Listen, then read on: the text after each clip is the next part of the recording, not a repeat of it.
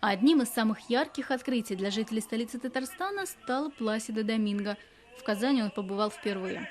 Прославленный тенор и дирижер, обладатель 11 Грэмми, приехал в город за несколько дней до концерта.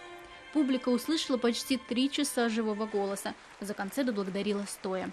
Оценила и талант, и харизму, и честность. Знаменитый бархатный голос обрамлял симфонический оркестр Татарстана.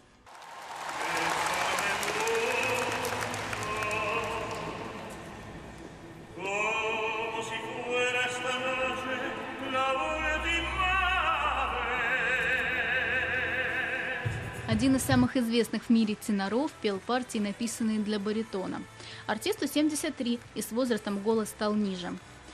Очаровать казанцев Доминго помогла и победитель его конкурса «Опералия», сопрано из Татарстана Аида Грифулина. Именно она уговорила Доминго приехать. Легендарного испанца называют своим учителем.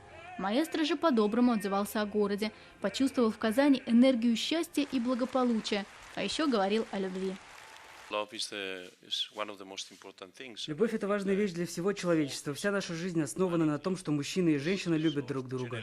Любовь в мире служит продолжением рода. Все, что мы делаем в жизни, все с любовью. Концерт прошел благодаря поддержке президента республики, а с помощью мэра Казани бесплатно прикоснуться к легенде смогли столичные учителя музыки.